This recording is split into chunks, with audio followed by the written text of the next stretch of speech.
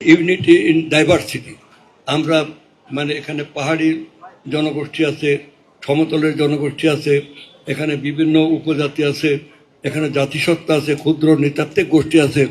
আমাদের মন্ত্রণালয়, সংস্কৃতি মন্ত্রণালয়, আমরা এইগুলো অনুসন্ধান করছি। আমরা প্রত্নতত্ত্ব মানে করি।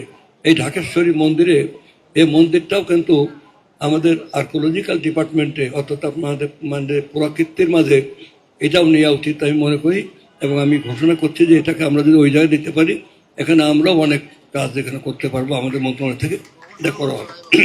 এখানে আজকে যারা উপস্থিত হয়েছেন, মানে আমি মানে সময় পাই না, সবসময় আসতে পারি না, তবে অনেকেই সামনে দিয়ে বসে আছেন, এধারে আছেন, সবাই আমার নিজস্ব পরিচিত লোক।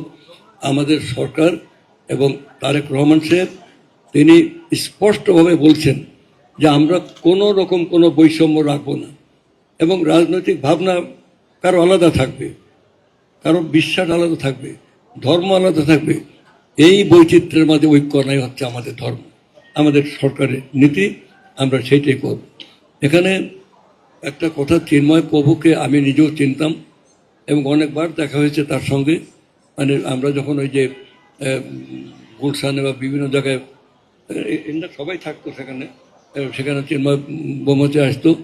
আমি অন্তর্বর্তীকালীন সরকার তাকে গ্রেপ্তার করেছে, মানে তার বিরুদ্ধে মানে এমনি পত্র পত্রিকার খবরকে আমরা বিশ্বাস করি না। আমি বেসিক্যালি আমি লয়ার, আমি অ্যাডভোকেট সুপ্রিম কোর্টের, সবাই জানেন সেটা।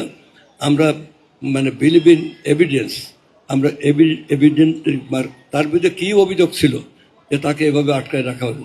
তো যাই হোক, আমি এইটুকু বলে যাচ্ছি যে আমি এই বিষয়টা নিয়ে আমি যথাযোগ্য জায়গায় আমি মানে আজকালের মধ্যে আমি কথা বলবো।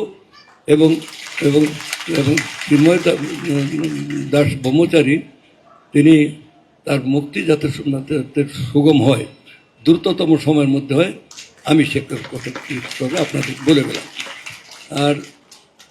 আর এখানে কষ্টের কথা তো প্রথমে বললাম, আপনাদের কষ্ট আমার কষ্ট সেম, এটা কষ্ট ভাগ করে নেব, কষ্টের লাঘব হবে, এটা কোনো চিন্তা করার কারণ নেই।